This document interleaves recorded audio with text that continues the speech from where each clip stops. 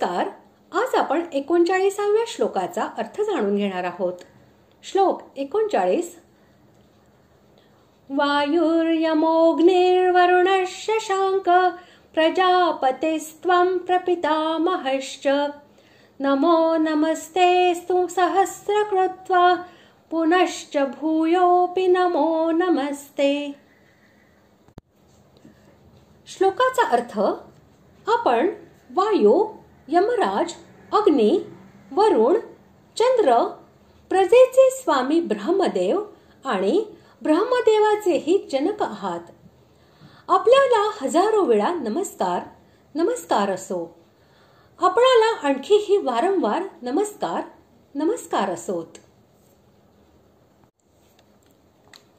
ज्यामुळे सर्वांना प्राण मिळतो, सर्व प्राणी जिवंत राहतात, सर्वांना शक्ती मिळते, तो वायू आपणच आहात. जे संयमनीपुरीचे अधिपती आहेत आणि संपूर्ण संसारावर ज्यांचे शासन चालते, ते यमराज आपणच आहात. जो सर्वात राहून शक्ती देतो, प्रकट होऊन प्रकाश देतो आणि जठराग्नीच्या रूपात अन्न पचवितो, तो अग्नी आपणच आहात. ज्याच्या करवी सर्वांना जीवन मिळते, त्या जलाचे अधिपती वरुण आपणच आहात.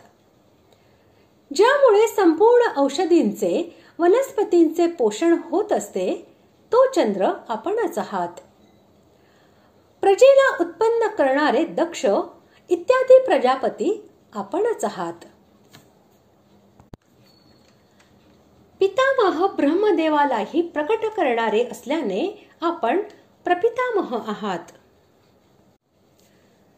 संपूर्ण जग उत्पन्न करणारे कश्यप, दक्ष, प्रजापती तसेच सप्तर्षी इत्यादींचे पिता असल्यामुळे ब्रह्मदेव हे सर्वांचे पितामह आहेत आणि त्या ब्रह्मदेवाला उत्पन्न करणारे तुम्ही आहात.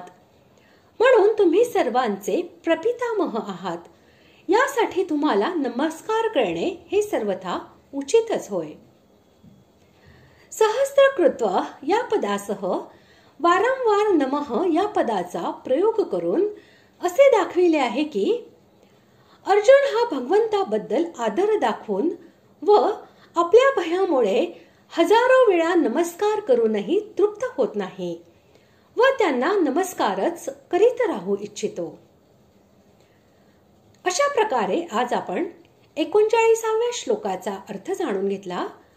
पुढील भागात आपण 40व्या श्लोकाचा अर्थ जाणून घेणार आहोत. धन्यवाद.